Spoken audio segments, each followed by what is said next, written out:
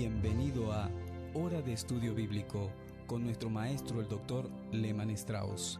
Este estudio es el resultado del tiempo personal con el Señor, el ministerio pastoral y la experiencia en conferencias bíblicas del Dr. Lehmann Strauss. Él nos instruye y alienta con la enseñanza de la palabra de Dios. Ahora, el Dr. Strauss en la voz y adaptación de Raúl Ferrero. Antes de abrir nuestras Biblias, quisiera que se uniera a mí en oración. Aprecio mucho todos los pedidos de oración y no quiero dejarlos de lado ni olvidarlos.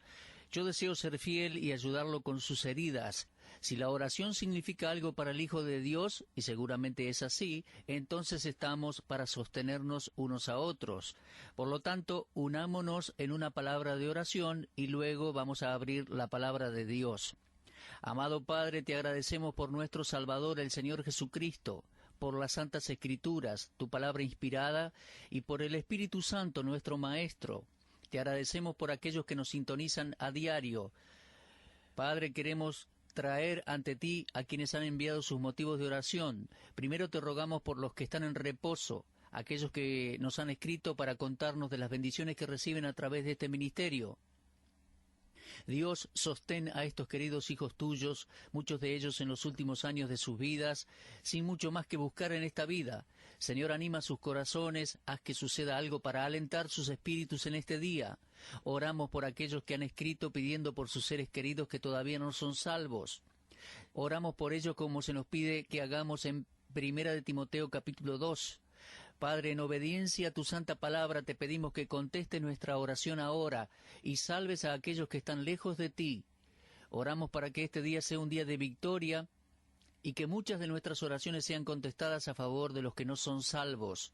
Y entonces, Señor, queremos pedirte por tus hijos que han sostenido este ministerio con sus oraciones y contribuciones.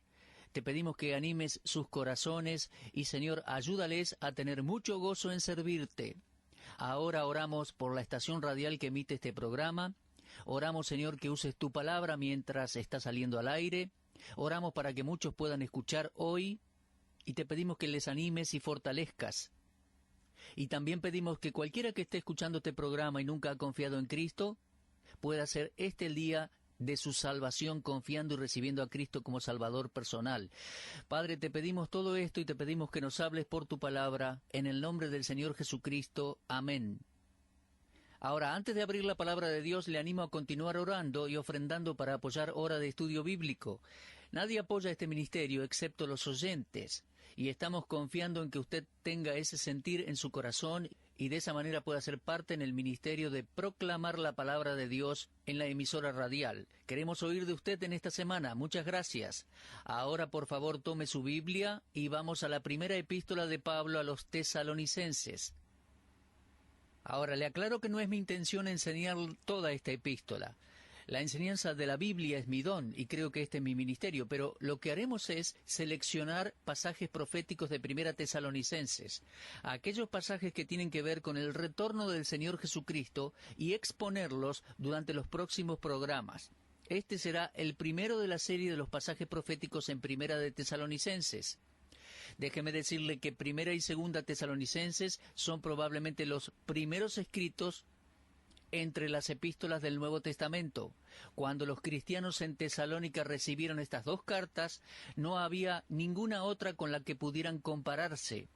Cuando Pablo les escribió desde Corinto, alrededor del año 50, cuando estaba terminando su segundo viaje misionero, lo hacía sin ninguna experiencia previa de este tipo. Sin embargo, Pablo sabía que lo que él escribía era la revelación directa de Dios. Él deja esto bien en claro en capítulo 4, versículo 15, cuando dice: «Por lo cual os decimos esto en palabra del Señor». De modo que actualmente lo que tenemos ante nosotros no es la teología de Pablo, sino la teología del Espíritu Santo. Y digo esto porque toda la Escritura es inspirada por Dios, de acuerdo a 2 Timoteo 3:16. Debo insistir una y otra vez a mis oyentes en el hecho de que la Biblia no contiene la palabra de Dios, sino que la Biblia es la palabra de Dios, absolutamente toda. Si voy a decirle que ciertamente algunas partes en la Biblia no son inspiradas, sino que son meros mitos babilónicos o leyendas, entonces me vuelvo en una autoridad que dice lo que es y lo que no es palabra de Dios. Pero ningún hombre tiene esa autoridad ni tiene ese derecho de hacerlo. Toda la Escritura es inspirada por Dios. Ahora, en 1 Tesalonicenses tenemos algunas enseñanzas doctrinales y grandiosas.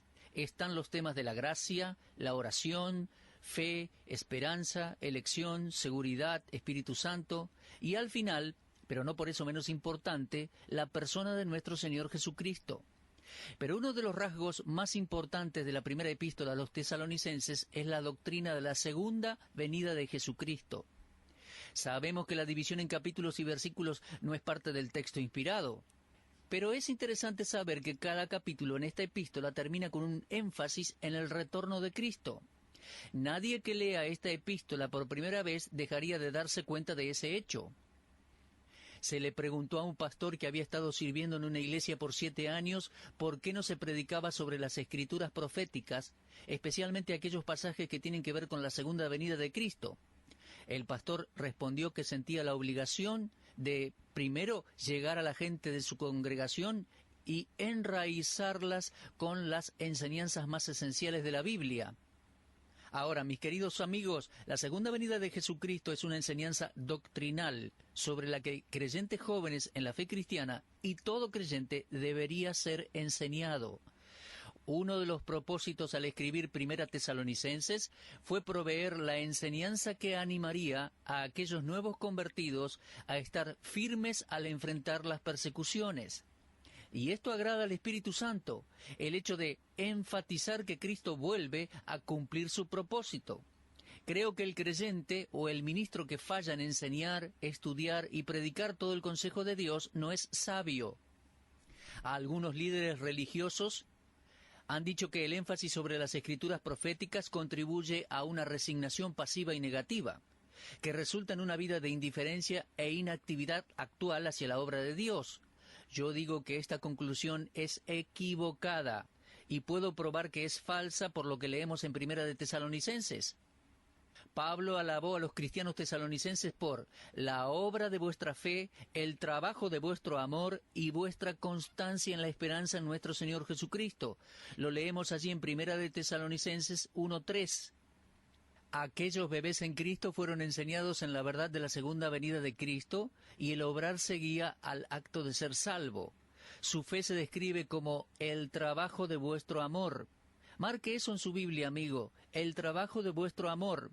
Se trataba de un trabajo fatigador que realmente les costaba. Eran imitadores de los apóstoles y un buen modelo para los cristianos gentiles. Al saber que Cristo regresaba, ellos trabajaron con un intenso esfuerzo, aún hasta el punto de quedar exhaustos. Buscaban la gloria de Dios y esta iglesia fue la única a la que Pablo llamó una iglesia modelo. Ahora, me dirijo a los ministros y pastores. Aquí hay un llamado a enseñar las escrituras proféticas. Aunque los tesalonicenses eran creyentes nuevos, con poco más de un año en la vida cristiana, fueron bien enseñados en la gran verdad del retorno de nuestro Señor. Ahora, es mi propósito, en esta breve serie de mensajes, examinar la última parte de cada uno de los 5 capítulos de esta epístola, donde el tema de la venida del Señor es prominente. Por favor, tome su Biblia y déjeme leer con usted aquellos pasajes, y luego vamos a comenzar una exposición sobre ellos. Ahora, en primer lugar, observe el capítulo 1, versículos 9 y 10, porque ellos mismos cuentan de nosotros la manera en que nos recibisteis y cómo os convertisteis de los ídolos a Dios, para servir al Dios vivo y verdadero, y esperar de los cielos a su Hijo, al cual resucitó de los muertos, a Jesús, quien nos libra de la ira venidera. Noten el versículo 10, esperar de los cielos a su Hijo. Un punto para enfatizar en estos versículos es lo que los cristianos en Tesalónica estaban viviendo día a día, esperando el retorno de Cristo. Para ellos, la venida del Señor era inminente, esto es, ellos creían que Él vendría en ese tiempo en el que ellos estaban vivos. El verbo esperar allí es una palabra interesante, esperar de los cielos a su Hijo. En el versículo 10, está en tiempo presente. En verdad, este es un verbo compuesto. La palabra usual para esperar está formada por la palabra griega meno, que es precedida por la preposición ana, que significa arriba. Así que tenemos la palabra anameno, que está en tiempo presente infinitivo y significa esperando desde arriba. Por lo que podemos leer literalmente, esperando desde los cielos a su Hijo. Ahora, esta palabra aparece solo una vez en todo el Nuevo Testamento. Los tesalonicenses estaban esperando desde los cielos al Señor Jesús. Su espera era diaria y con mucha expectativa. La posibilidad del inminente retorno del Señor Jesucristo era su esperanza viva. Algunos de ustedes han pasado a través de experiencias donde tenían que esperar, quedándose toda la noche en vela, en vigilia, esperando y esperando con esperanza de que un ser querido enfermo pasara la crisis. O posiblemente alguno de sus padres sepa lo que significa sentarse después de medianoche a esperar ansiosamente a su joven hijo o hija que regrese a casa. De alguna forma, los cristianos tesalonicenses vivían día a día en la firme creencia que Cristo vendría en cualquier momento. Déjeme mencionar de nuevo para enfatizar que la espera por el regreso de Cristo no obstaculiza sus actividades cristianas. Por el contrario, eso los inspiraba para aumentar la actividad en sacrificio y servicio para su Salvador. La conversión de ellos había sido genuina. Se habían convertido de los ídolos al único y verdadero Dios. ¿Cómo puede alguien decir que las profecías no permiten el desarrollo de la obra de Dios? Al contrario, mi amigo, cualquier verdadero creyente en Cristo que está esperando la venida del Señor Jesús estará ocupado en la obra del Señor. En el versículo 10 del capítulo 1 leemos: esperar de los cielos a su Hijo, al cual resucitó de los muertos, a Jesús, quien nos libra de la ira venidera. Ahora, por favor, note que ellos estaban esperando a una persona, al Hijo de Dios. Y aquí, el Espíritu Santo, en el texto lo hace más claro. Es Jesucristo mismo el que va a regresar. Un profesor de un seminario enseñó que la segunda venida de Cristo significaba la venida del Espíritu Santo en Pentecostés. Mis amigos, nunca crean en eso. La declaración de ese profesor era muy lejos de la verdad. El versículo 10 dice que ellos estaban esperando al Hijo de Dios, a Jesús, no al Espíritu de Dios.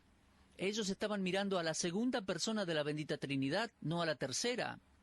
Cristo es identificado sin error alguno como el que Dios levantó de los muertos. La resurrección siempre significa la resurrección del cuerpo, nunca del espíritu, porque el espíritu nunca muere. Ningún espíritu humano puede ser enterrado en una tumba. Primera Tesalonicenses fue escrito después de Pentecostés, después que el Espíritu Santo vino desde los cielos a la tierra. El Espíritu Santo está aquí en la tierra, en cada cuerpo de cada hijo de Dios.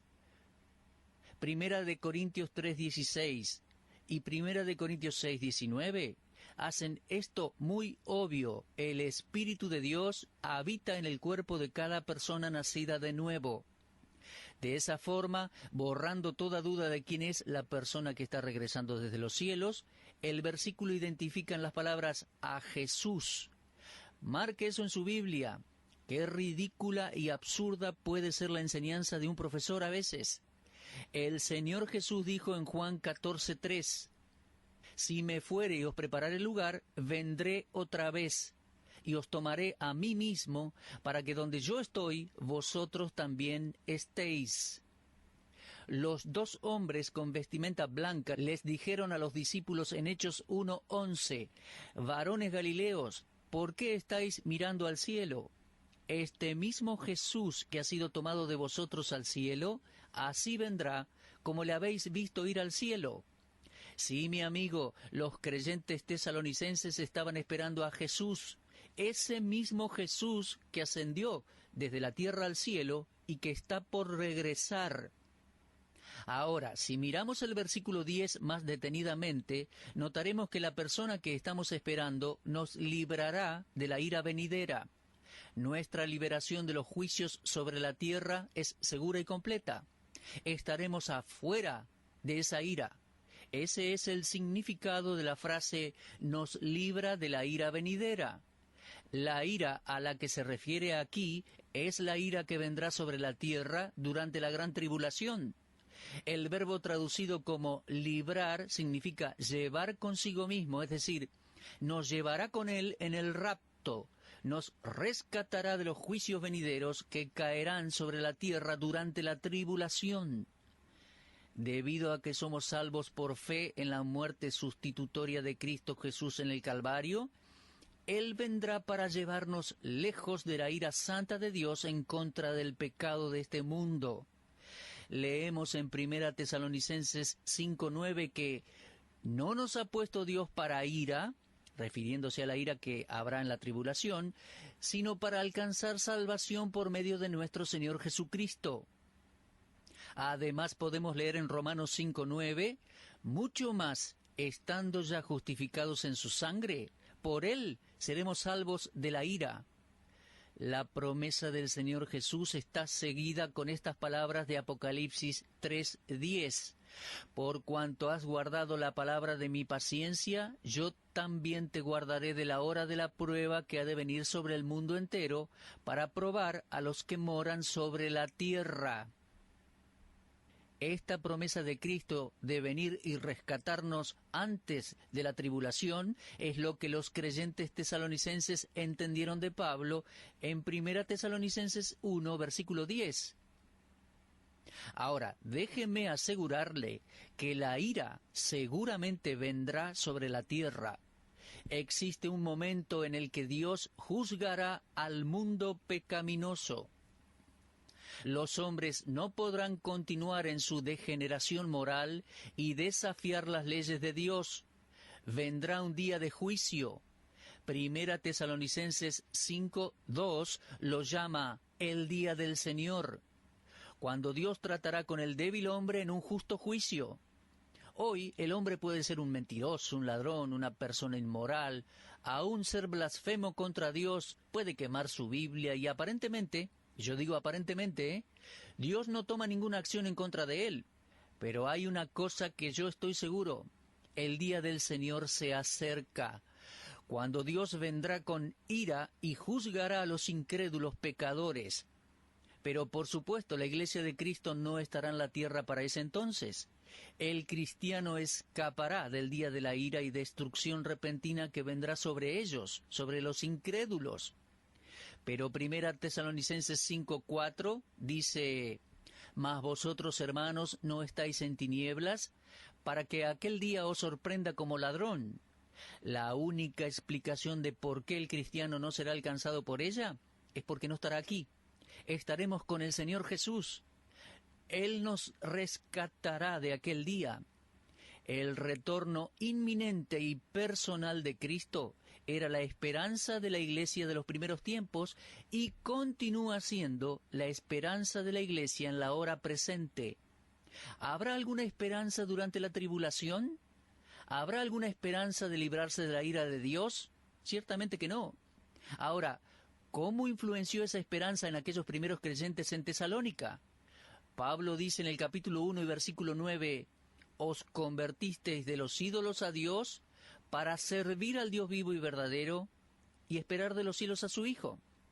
La palabra convertirse sugiere un acto definitivo donde una decisión se toma de una vez por todas.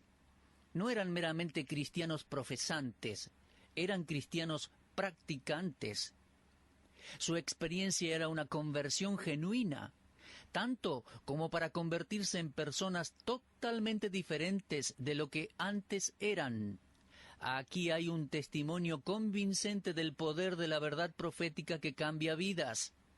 Un poder que no ha disminuido a través de 20 siglos de predicación cristiana.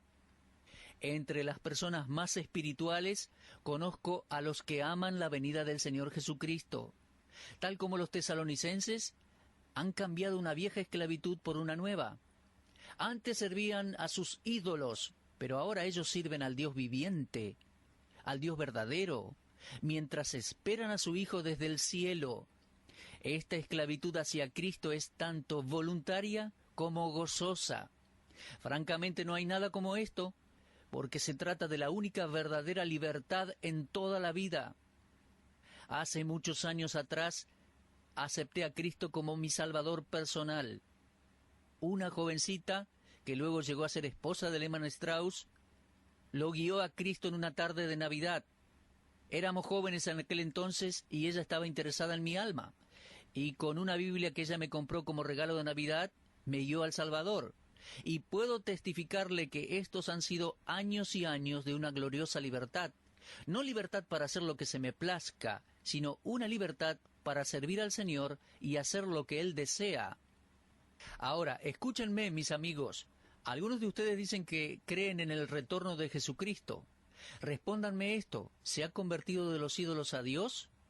Ahora, quizás usted objete mi pregunta diciendo que no es una idolatría, pero espere un momento. ¿Sabe lo que es la idolatría? ¿Ha leído la definición que Dios da de la idolatría? Está en un pasaje inspirado relacionado con la segunda venida de Cristo. Déjeme leérselo en Colosenses capítulo 3, versículos 4 y 5. Cuando Cristo, vuestra vida, se manifieste, entonces vosotros también seréis manifestados con Él en gloria. Haced morir, pues, lo terrenal en vosotros: fornicación, impureza, pasiones desordenadas, malos deseos y avaricia, que es idolatría. Bueno, aquí tiene usted que dice avaricia, que es idolatría. Pablo dice que Cristo está viniendo y tenemos que hacer morir el ídolo de la avaricia. ¿Lo observó? Idolatría. Efesios 5:5 dice: porque sabéis esto, que ningún fornicario o inmundo o avaro, que es idólatra, tiene herencia en el reino de Cristo y de Dios. Me parece que cuanto más nos acercamos al fin de los tiempos y a la aparición del Señor Jesucristo, los hombres y mujeres se vuelven más avaros. Y eso me lleva a la conclusión de que se presta poca atención al retorno de Cristo. Pero cuánto agradezco a Dios por aquellos cristianos quienes, como los tesalonicenses, no viven para ellos mismos, sino viven diariamente para el Salvador, esperando su regreso. Solo me resta decir como Pablo: porque yo ya estoy para ser sacrificado y el tiempo de mi partida está cerca. He peleado la buena batalla, he acabado la carrera, he guardado la fe. Espero que usted esté entre aquellos que aman y esperan a Jesucristo. Si usted es uno de ellos, entonces no hay lugar en su vida para la idolatría. Es interesante observar en 1 Tesalonicenses que esta era una iglesia trabajadora. Pablo dijo en el versículo 3, acordándonos, sin cesar delante del Dios y Padre, de la obra de vuestra fe. Cualquier cristiano que sinceramente espera la venida del Señor Jesucristo no será un cristiano idólatra, sino que estará sirviendo al Señor. Esta era una iglesia trabajadora, la iglesia de los tesalonicenses, y de acuerdo al versículo 8, era una iglesia que testificaba el Evangelio de Cristo. Así leemos 1 Tesalonicenses 1:8, porque partiendo de vosotros ha sido divulgada la palabra del Señor, no solo en Macedonia y Acaya, sino que también en todo lugar vuestra fe en Dios se ha extendido. Cualquier cristiano que sinceramente espera la venida del Señor Jesucristo no será un cristiano idólatra, sino que estará sirviendo al Señor. Esta era una iglesia trabajadora. Y fíjese, de acuerdo al versículo 8, era una iglesia que testificaba el Evangelio del Señor. Porque dice el versículo 8, porque partiendo de vosotros ha sido divulgada la palabra del Señor, no solo en Macedonia y Acaya, sino que también en todo lugar vuestra fe en Dios se ha extendido, de modo que nosotros no tenemos necesidad de hablar nada. Y finalmente en el versículo 10 observamos que era una iglesia que esperaba. 3 cosas caracterizan la iglesia en Tesalónica: una iglesia que trabajaba, una iglesia que testificaba y una iglesia que esperaba al Señor. Oh, que por el poder y la gracia de Dios nosotros podamos imitarles hoy, trabajando para el Señor, testificando su Evangelio, esperando de los cielos a su Hijo. Continuaremos en nuestro próximo programa en la voluntad del Señor. Les espero a esta misma hora, en este mismo punto del dial, y vaya leyendo y observando. Los tesalonicenses fueron modelo para nosotros, esperando al Señor, activos por la fe. Usted estuvo escuchando Hora de Estudio Bíblico, con el maestro, el doctor Lehmann Strauss. Le dejamos la invitación para que el día de mañana nos acompañe aquí, en este mismo horario y punto del dial. Hora de Estudio Bíblico es una producción de BBN.